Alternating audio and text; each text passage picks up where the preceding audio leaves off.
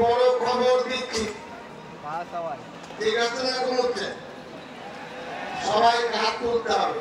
আমাদের সভাপতি সাহেব পড়বেন, 1 কোটি সই করে মোদির কাছে পাঠাবো। হাত করে বলো, সারা বাংলার 1 কোটি মানুষ রেজুলেশন পাঠাবে। তুমি অন্যায় করেছ, জুলুম করেছ, তুমি এটাকে কিনে খেয়ে নাও, আর আমাদেরকে দেখাবে না। বোঝা গেল না? আপনাদের কাছে কাগজ যাবে, সই করবে, কাগজ নিয়ে যাবেন, বাড়িতে সই করাবেন। 1 কোটি, ঠিক আছে? ইনশাআল্লাহ। ইনশাআল্লাহ।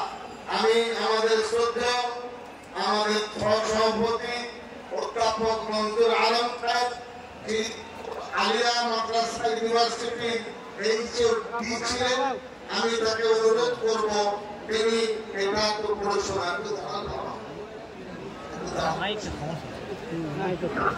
চেয়ার না দিয়ে ভালো, চেয়ার দিয়ে ভুল করেছে টাইগার বাটা।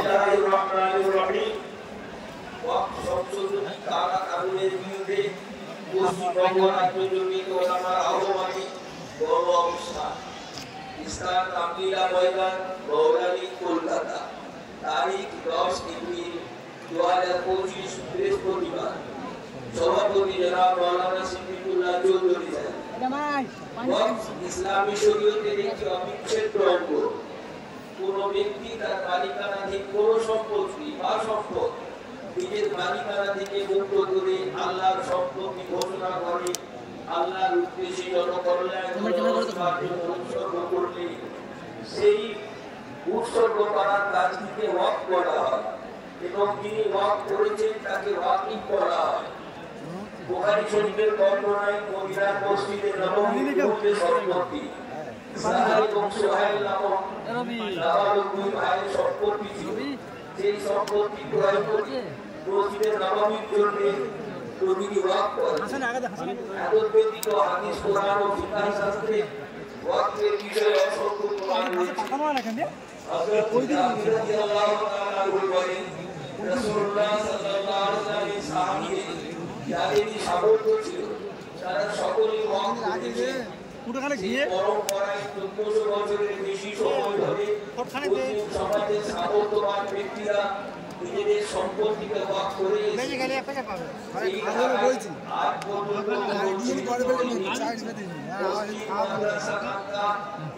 কবরস্থান প্রভৃতি হেফাজত করার লক্ষ্যে জমিয়ত উলামায়ে হিন্দের কেন্দ্রীয় ওয়াকফ কমিটির সদস্য জনাব মোহাম্মদ কাজী সাহেব রহমাতুল্লাহ আলাইহি 1971 সালে ভারতবর্ষের সংসদে খসড়া ওয়াকফ বিল পেশ করেন। জমিয়ত উলামায়ে হিন্দের কেন্দ্রীয় সাধারণ সম্পাদক হযরত মাওলানা হিফজুর রহমান রহমাতুল্লাহ আলাইহি ও স্বাধীন ভারতের প্রথম শিক্ষামন্ত্রী হযরত মাওলানা আবুল কালাম আজাদ রহমাতুল্লাহ আলাইহি ওই তান্ত্রিক মন্ত্রণে 1954 সালে ওয়াকফ বিল সংসদে পেশ করা হয় এবং আইনে পরিণত হয়। পরবর্তীকালে 1995 সালে জমিয়ত উলামায়ে হিন্দের প্রচেষ্টায় নরসিমা রাওয়ের প্রধানমন্ত্রীকে আরো সংগঠিতভাবে ওয়াকফ আইন পাস হয় এবং পয়লা জানুয়ারি 1996 থেকে এই কানুন দেশজুড়ে সব রাজ্যে চলতে লাগু হয়। চার বিজেপি সব এগিয়ে সরকার সংখ্যাগরিষ্ঠতা ও ক্ষমতার অপব্যবহার লোকসভায় রাজ্যসভায় পাস করিয়েছে। চেয়ারে বসিয়ে দাও, চেয়ারটা ফাঁকা আছে। ওই চেয়ার ফাঁকা ছিল। এবারে সরকার অর্জন করে ওয়াকফ আইনের এলাকায় একটু অসুস্থ করতে দাও, চেয়ারে বসিয়ে দাও না। আমরাও চাই ওয়াকফ বোর্ডের ওয়াকফ সম্পত্তি সুরক্ষিত হোক। এই আইন ওয়াকফ সম্পত্তি সুরক্ষিত করার পরিবর্তে কৃষকদের আরো জটিলতা সৃষ্টি করবে। বিতর্কিত ওয়াকফ সংশোধনী বিলের মাধ্যমে কেন্দ্রের বিজেপি সরকার ওয়াকফ বোর্ডের উপর সরকারি কর্তৃত্ব বাড়িয়ে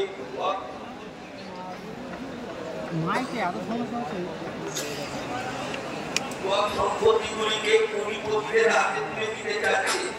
মোদী সরকার দাবি করেছে এই আইনের বদৌলতে নাকি মুসলিম সমাজের অর্থনৈতিক উন্নয়ন হবে। এটা হলো আমাদের উন্মিত 10 বছরের বেশি কেন্দ্রে ক্ষমতায় থেকে মুসলিম সমাজের জন্য যারা বাজেট বরাদ্দ হ্রাস করে তাদের মুখে এই একই মুসলিম দরদ শোভা পায় না। মুসলিম নিধনে এবং অধিকার ছিনিয়ে বঞ্চিত করা বিজেপির মূল লক্ষ্য।